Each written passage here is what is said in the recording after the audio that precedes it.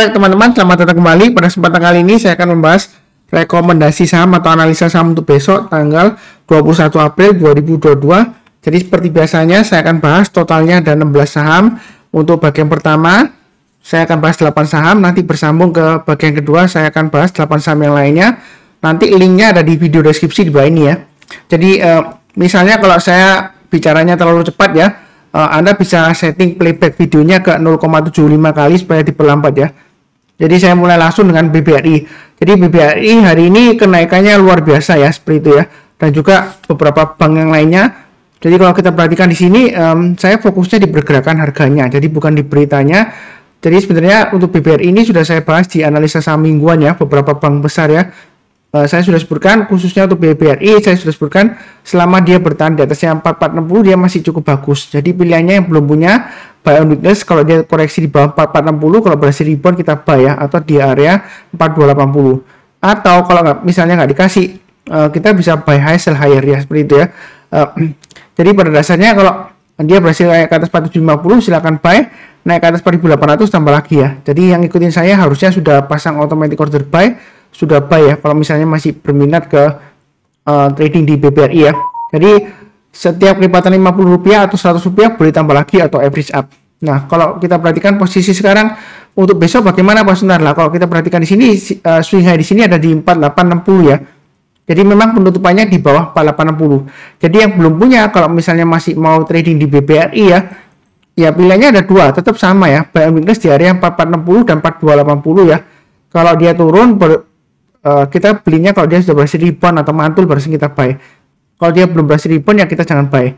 Kalau misalnya nggak dikasih, kita buy high sell higher. Jadi yang sudah punya juga ya, boleh tambah lagi atau average up kalau dia berhasil naik lagi ke atas 4860 atau pakai acuan high-nya hari ini ya. Jadi kalau dia naik ke atas 4870 ya high-nya hari ini ya, boleh tambah lagi yang mau tambah lagi atau average up. Yang belum punya kalau mau buy high sell higher silakan. Target price-nya masih memungkinkan di 5.000 ya.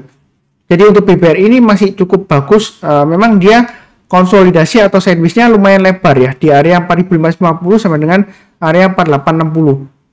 Jadi menurut saya sih apakah masih ada peluang selalu ada. Nah kalau misalnya takut koreksi ya tunggu aja buy weakness di area 4.460 atau terdekatnya di area sekitar 4.750 ya, itu yang paling dekat. Jadi kalau dia misalnya koreksi berhasil rebound, barisan kita buy, itu yang bagi yang belum punya ya. Tapi kalau mau ya sekalian aja buy high sell higher ya kalau dia berhasil breakout ya, atau tunggu buy weakness di area 4460 atau 4550. Jadi strateginya seperti itu. Belinya bertahap aja, jangan terlalu agresif tapi jangan terlalu takut-takut juga ya. Kurang lebih cukup. Berikutnya untuk BBCA. Jadi BBCA kok nggak ikutan Pak Sunar, saya belum cek beritanya ya, karena saya fokusnya di pergerakan harganya. Mengapa kok yang BBRI, BMRI, BBNI naik tinggi ya? Yang tahu beritanya silakan tulis di kolom komentar ya. Karena terus terang aja saya nggak selalu mengikuti berita ya. Saya fokusnya di pergerakan harganya, support resisten dan garis-garis yang sudah saya berikan ini ya. Jadi di sini kalau kita perhatikan untuk BBCA memang area buy weakness-nya sekitar 7.600. Jadi kalau buy on weakness itu kita tunggu kalau dia koreksi ya turun banyak, kalau dia berhasil rebound barusan kita buy seperti ini ya. Dia dari atas dia koreksi berhasil rebound kita buy. Atau kalau misalnya nggak sampai nyentuh di bawahnya, nggak sampai turun di bawahnya kemudian dia naik ke atas 7750 ya kalau mau buy silakan ya. Jadi strateginya tetap sama, buy high sell higher ya. Kalau dia berhasil naik ke atas 7750 buy. Berikutnya setiap kelipatan 50 atau 100 rupiah ya ditambah lagi ya. Jadi buy-nya bertambah aja untuk BBCA. Jadi selama dia bertahan di atas 7.600 ya masih cukup bagus. Kalau misalnya mau buy on weakness di bawahnya lagi ya 7350. Tapi perlu diperhatikan ya, kalau dia gagal bertahan di atas 7350 lebih baik saran saya jual dulu semuanya. Itu untuk BBCA. Ada kemungkinan dia masih turun lagi ke bawah. Jadi kurang lebih cukup. Berikutnya untuk BMRI dia juga sama. Ini di sini sudah saya gambarkan. Yang ngikutin saya harusnya sudah buy ya. Gampang banget ya. Jadi buy on weakness memang saya sebutkan di 7.500. Tapi kalau nggak dikasih ya kita buy high sell higher ya, seperti itu ya strateginya. Jadi strategi buy di saham itu ada dua, buy low sell high. Kalau dia koreksi pullback berhasil rebound atau mantul barusan kita buy, atau kalau dia berhasil breakout ke atas resistennya ya. Di sini garisan yang sudah saya berikan 7.775. Saya pakai acuan di sini. Jadi harusnya sudah buy. Buy-nya bertambah aja setiap kelipatan Rp50 tambah lagi ya, average up ya. Ini masih memungkinkan target price berikutnya di 8.000 ya. Kalau dia berhasil naik lagi, masih bisa naik lagi ke 8.500 dan 9.000. Jadi untuk BMRI ini sebenarnya masih cukup bagus selama dia bertahan di atasnya 7.500 ya. Memang dia cenderung konsolidasi atau sideways, tapi sidewaysnya ini di jalur uptrendnya ya. Jadi masih cukup bagus.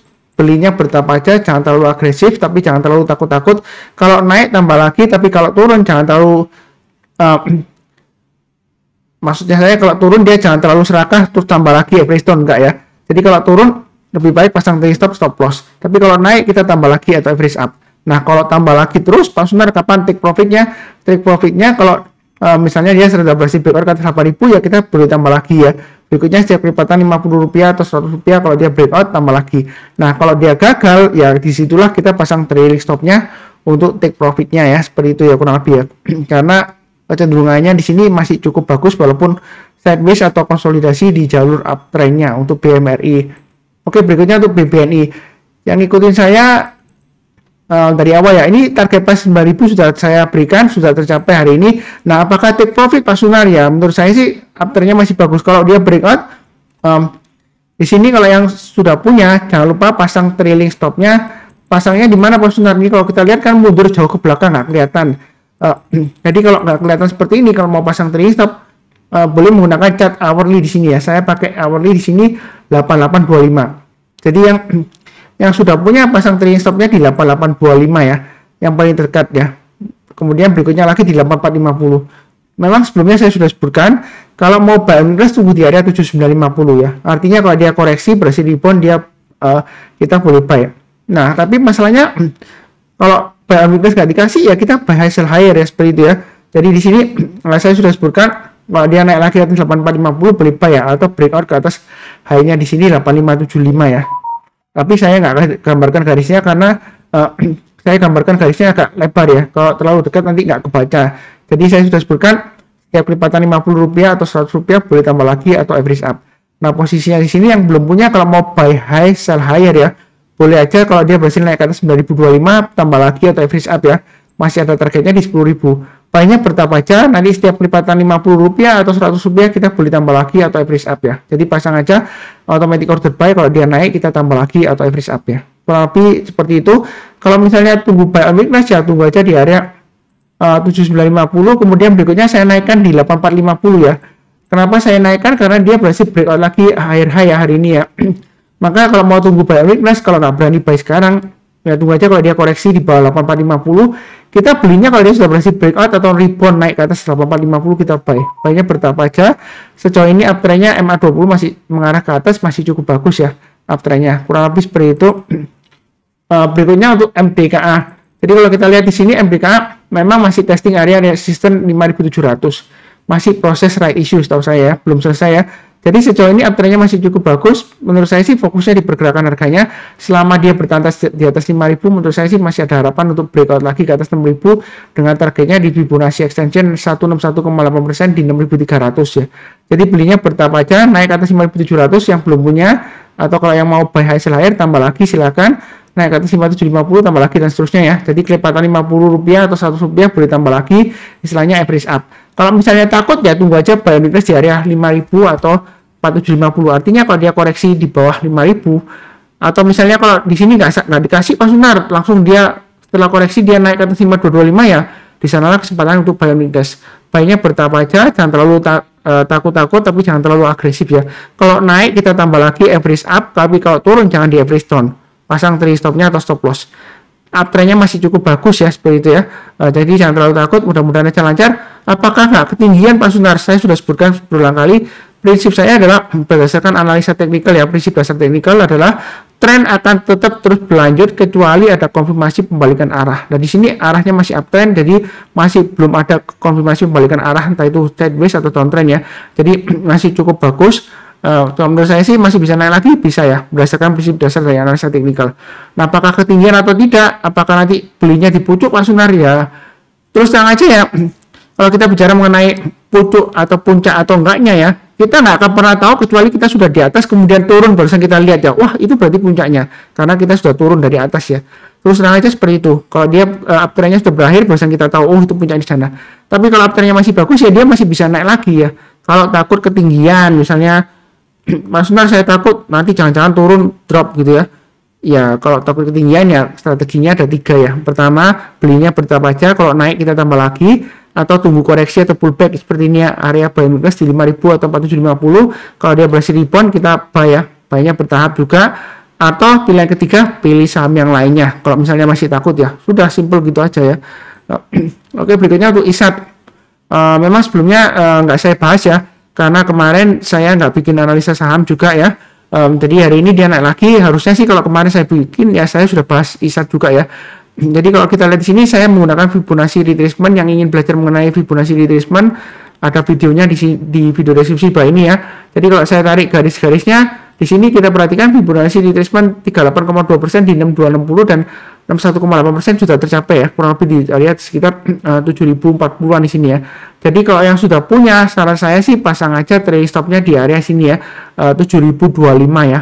Jadi saya pakai acuan di sini ketika dia gap down 7025.